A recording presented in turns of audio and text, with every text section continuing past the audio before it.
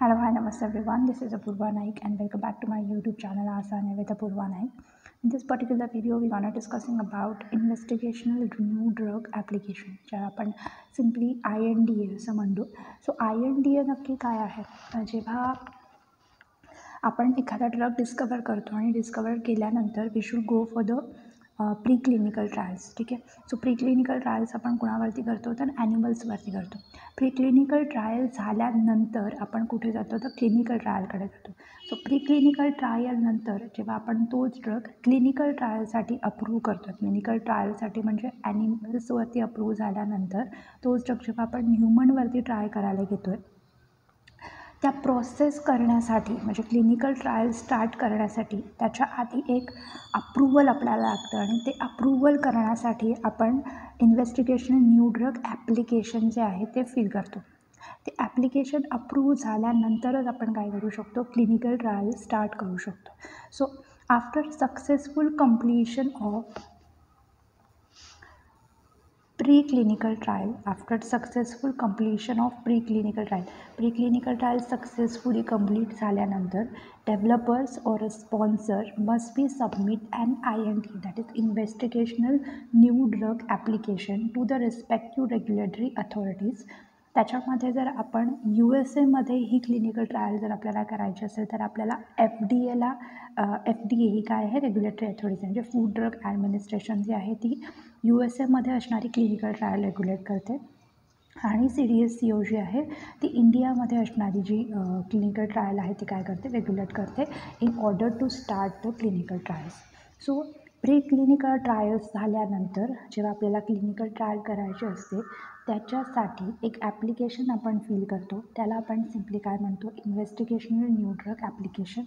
जर clinical trial आपल्याला USA करायचे असेल तर ते FDA रेग्युलेट करतं आणि तेच आपल्याला जर इंडियामध्ये करायचे असेल तर तेच CDSCO काय करतं, रेग्युलेट करतं. So submission of IND applications. So IND application is submitted to the FDA, that is the Center of Drug Evaluation and Research, Center for Biologic Evaluation and Research, depending upon the type of product. So FDA जे असतं, FDAमध्ये हे दोन centres आहेत, एक तर CDER आहे किंवा CBER आहे.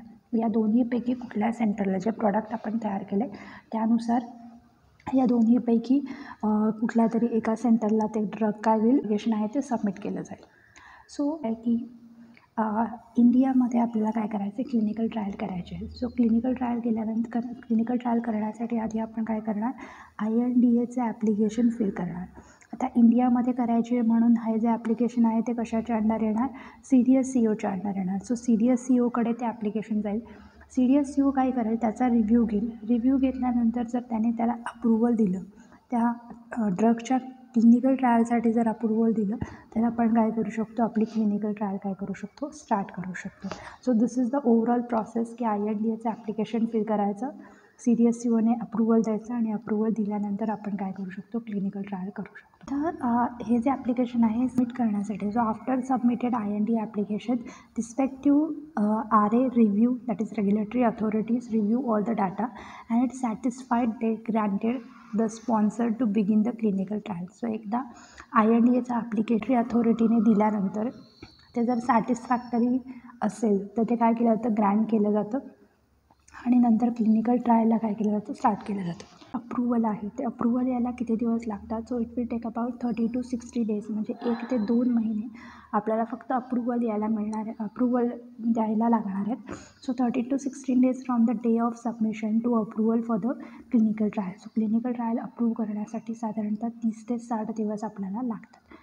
आता हा जो INDAचा ॲप्लिकेशन फॉर्म आहे, जसा आपण आपला फॉर्म भरल्यानंतर वेरियस डॉक्युमेंट्स त्याला अटॅच करतो, सिमिलरली जेव्हा आपण INDAचा ॲप्लिकेशन फॉर्म भरतो त्यावेळेस त्यालासुद्धा वेगवेगळे डॉक्युमेंट्स अटॅच करावे लागतात. सो ते कोणकोणते डॉक्युमेंट्स आहेत की जे आपण INDAच्या ॲप्लिकेशन फॉर्मवरती लावणार आहोत, तर ते आहेत, पहिला आहे ॲनिमल स्टडी डाटा आणि टॉक्सिसिटी डाटा. जेव्हा आपण प्री क्लिनिकल ट्रायल करतो, सो प्री क्लिनिकल ट्रायल केल्यानंतर आपल्याकडे त्या ड्रग जो आपण ॲनिमलवरती स्टडी केला आहे त्याचा डाटा असेल आणि आपला ड्रग त्या ॲनिमलवरती किती टॉक्सिसिटी शो करतो त्याचा डाटा असेल. तो डाटा आपल्याला काय करावा लागतो, सबमिट करावा लागतो जेव्हा आपण INDAचं ॲप्लिकेशन फॉर्म फिल करतो आहे. Second point is manufacturing information. Manufacturing information म्हणजे काय की आपला जो ड्रग आहे तो तयार कसा केला आहे, कुठली प्रोसेस यूज केली आहे, कशा पद्धतीने त्याचं मॅन्युफॅक्चरिंग केलं आहे, या सगळ्या गोष्टी आपल्याला काय कराव्या लागतील, त्या ॲप्लिकेशनला जॉईन कराव्या लागतील. Third thing is the clinical protocol for the study to be conducted.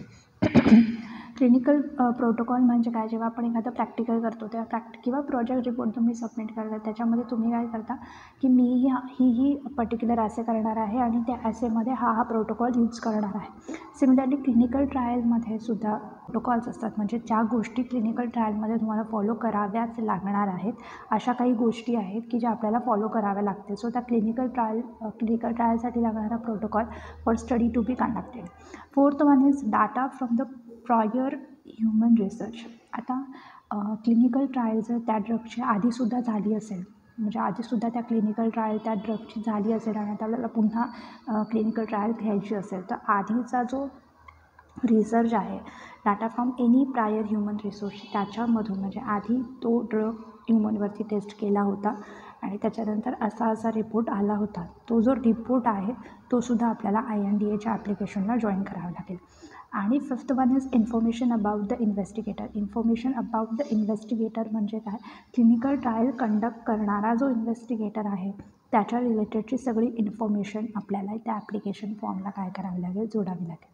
So I hope तुम्हाला एक कळालं आहे की INDA काय आहे.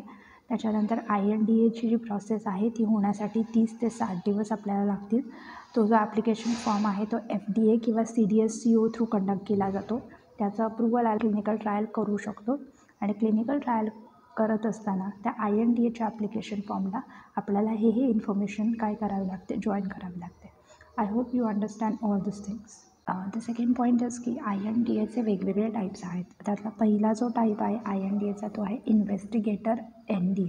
सो इन्व्हेस्टिगेटर NDAचा अर्थ काय होतो की जर ॲप्लिकेशन फॉर्म हा फिजिशियन थ्रू जर सबमिट होत असेल आणि फिजिशियन ही प्रोसेस सगळी करत असेल तर त्या प्रोसेसला म्हटलं तर इन्व्हेस्टिगेटर NDA. आता इन्व्हेस्टिगेटर NDAमध्ये फिजिशियन जो आहे तो INDAचा फॉर्म सबमिट करतो आहे. तर त्या कशासाठी तो फॉर्म सबमिट करतो आहे, तर पहिली गोष्ट न्यू ड्रग असेल आणि त्याची क्लिनिकल ट्रायल करायची असेल त्याच्यासाठी.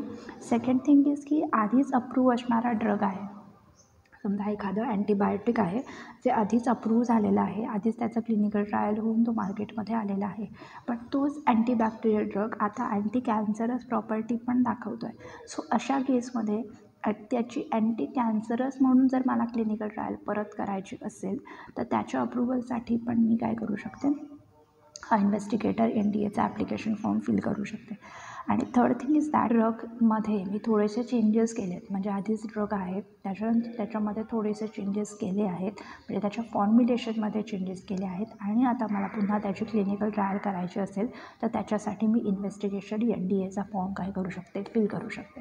So this is the first type, that is investigator NDA, जो फिजिशियनद्वारा फिल केला जातो. जर न्यू ड्रग असेल त्याच्यासाठी, ऑलरेडी एक्झिस्ट असणारा ड्रग जर नवीन प्रॉपर्टी शो करत असेल त्याच्यासाठी, आणि ड्रग आहे आणि त्याचं फॉर्म्युलेशन चेंज करून आता मला पुन्हा क्लिनिकल ट्रायल करायची आहे त्याच्यासाठी मी इन्व्हेस्टिगेटर NDAचा फॉर्म फिल करू शकते.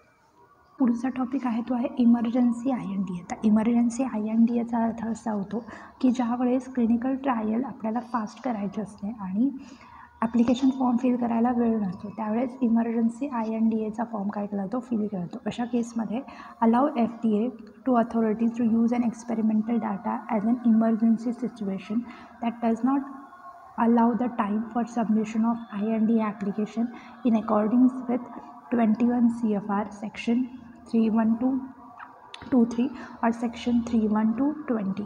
तर या केसमध्ये जसं आपलं कोविड आला होता, सो कोविडच्या केसमध्ये क्लिनिकल ट्रायल ॲप्लिकेशन करण्यासाठी इतका वेळ नव्हता. सो त्या केसमध्ये इमर्जन्सी INDAचा फॉर्म काय केला होता, फिल केला गेला होता. त्या सिच्युएशनमध्ये काय केलं होतं, लगेच क्लिनिकल ट्रायलला काय केलं होतं, अप्रुव्हल देण्यात आलं होतं. So this is an emergency INDA. So treatment INDAचा ॲप्लिकेशन फॉर्म हा लाईफ थ्रेटनिंग डिसीजेस किंवा लाईफ थ्रेटनिंग कंडिशनसाठी फिल केला जातो. So this application is submitted for the experimental drug showing the promise in clinical testing for the severe and immediate life threatening conditions. आता या केसमध्ये why the final clinical work is conducted आणि FDA review take place. So clinical trial होतो आहे आणि clinical trial FDA ने approve दिल्यानंतर होतो आहे. सो या केसमध्ये जेव्हा आपण क्लिनिकल ट्रायल करतो, सो क्लिनिकल ट्रायलमध्ये आपल्याला माहिती आहे फेज 0, फेज 1, फेज 2, फेज 3 आणि फेज 4 अशा 4 फेजेस असतात. तर 3 नंतरच तो जो ड्रग आहे तो काय होतो आहे, मार्केटमध्ये येतो आहे आणि त्याची जी फेज 4 आहे ती नंतर कंडक्ट केली जाते, म्हणजे पॅरलली कंडक्ट केली जाते. बट तो फेज 3 नंतरच ड्रग काय होतो आहे, मार्केटमध्ये येतो आहे, यूजसाठी येतो आहे. सो ट्रीटमेंट INDAमध्ये काय केलं जातं, इमर्जन्सी किंवा लाईफ थ्रेटनिंग कंडिशनमध्ये यूज केलेले ड्रग हे काय केले जातात, फेज 3 नंतर मार्केटमध्ये येतात. सो त्या केसमध्ये आपण ट्रीटमेंट INDAचा फॉर्म काय करतो, सबमिट करतो आहे. त्याच्यानंतर आहे स्क्रीनिंग INDA. स्क्रीनिंग करणं म्हणजे काय, सो 4 ड्रग आहेत आणि त्या 4 ड्रगसाठी मी काय करणार, क्लिनिकल ट्रायल करणार. त्याच्यामधून डिझायर असणारा जर माझा थर्ड असेल तर थर्ड काय झाला आहे, माझा कंपाऊंड झाला आहे की तो ॲज अ ड्रग म्हणून मी यूज करणार आहे. त्या प्रोसेसला म्हणलं तर screening INDA. It is a field for the multiple closely compound introduce for screening for the preferred compound formulation. So याच्यामध्ये मल्टिपल कंपोनंटचं स्क्रीनिंग एकाच वेळी केलं जातं. It can also use for screening the different salt esters and other derivatives that are clinically different and pharmacodynamically similar. So त्यांचं pharmacodynamics same आहे. त्याच्यामधून आपल्याला फाइंड आउट करायचं आहे की कुठला कॉम्पोनंट माझा जास्त इफेक्टिव्ह काय करतो आहे, ॲक्टिव्हिटी शो करतो आहे. आता त्या केसमध्ये जर तिसरा माझा कॉम्पोनंट हा ॲक्टिव्हिटी शो करत असेल तर मला तिसऱ्यासाठी पुन्हा क्लिनिकल ट्रायल अप्रूव्ह करण्यासाठी INDAचा फॉर्म फिल करावा लागेल. नंतर तिसऱ्याचं परत अप्रुव्हल आल्यानंतर मला परत त्यांची क्लिनिकल ट्रायल काय करावं लागेल. सो या पद्धतीने स्क्रीनिंग INDA काय केला जातो, परफॉर्म केला जातो. हे तुम्हाला 4 टाईप कळाले असतील, investigator INDA, emergency INDA, treatment INDA आणि screening INDA. These are the 4 types of INDA. की INDAला आपण ॲप्लिकेशन फॉर्म फिल केल्यानंतर CDERकडे तो फॉर्म गेला. तिथे गेल्यानंतर आपलं जे डिव्हाइस आहे आपला जो ड्रग आहे तो 4 केसमध्ये त्याचा स्टडी केला जातो. एक तर त्याची मेडिकल सगळी हिस्ट्री चेक केली जाते, त्याच्यानंतर त्याची केमिस्ट्री म्हणजे फॉर्म्युलेशन चेक केलं जातं, त्याच्यानंतर फार्माकोलॉजिकल आणि टॉक्सिलॉजिकल डाटा जो दिला आहे आपण तो स्टडी केला जातो आणि त्याचं स्टॅटिस्टिकल सगळं चेक केलं जातं. ते प्री-क्लिनिकल ट्रायलनुसार आपण सबमिट केलं आहे. तर या सगळ्या गोष्टी पाहिल्यानंतर जर रिव्ह्यू सेफ्टी चेक केली जाते आणि चेक केल्यानंतर जर ॲक्सेप्टेड झाला, म्हणजे तो जर डाटा ॲक्सेप्ट झाला तर काय केलं जातं, पुढे ही प्रोसेस केली जाते. सो आता याच्यानंतर काय केलं, कंप्लीट रिव्ह्यू ॲक्सेप्टेड, सगळा रिव्ह्यू हा ॲक्सेप्ट केला, त्याच्यानंतर त्याच्यामध्ये कुठली डिफिशियन्सी नाही आहे अशा वेळेस काय केलं जातं, स्टडी ऑनगोईंग ठेवला जातो. म्हणजे अप्रूव्ह झालं आहे आणि आता क्लिनिकल ट्रायल काय होईल, त्याची स्टार्ट होईल. सेकंडली, हा जर ॲक्सेप्टेड झाला नाही, रिव्ह्यू जर ॲक्सेप्ट झाला नाही तर क्लिनिकल ट्रायल काय केली जाते, होल्डवर ठेवली जाते. क्लिनिकल ट्रायलसाठी परमिशन दिली जात नाही. ते ॲप्लिकेशन जे आपण फिल केलं आहे तो काय केलं जातं, अप्रूव्हल होत नाही. त्याच्यानंतर ह्या केसमध्ये क्लिनिकल ट्रायल जी आहे ती होल्डवरती ठेवली जाते. आता होल्डवरती ठेवल्यानंतर हे काय केलं जातं, स्पॉन्सरला नोटिफाय केलं जातं. नोटिफाय केल्यानंतर स्पॉन्सर काय करेल, काही डाटा चेंज करेल आणि परत त्याची प्री क्लिनिकल ट्रायल घेऊन न्यू डाटा काय करेल, परत सबमिट करेल आणि न्यू डाटा सबमिट केल्यानंतर जर तो सेफ्टी रिव्ह्यू जर मिळाला तर ही काय होईल, ॲक्सेप्ट होईल आणि क्लिनिकल ट्रायल काय करू शकेल, तो पुन्हा परत करू शकेल. So this is the overall cycle, how we are fill the INDA form and how they are approved and how the overall process is going on. So thank you so much for watching this video. All the best, keep learning.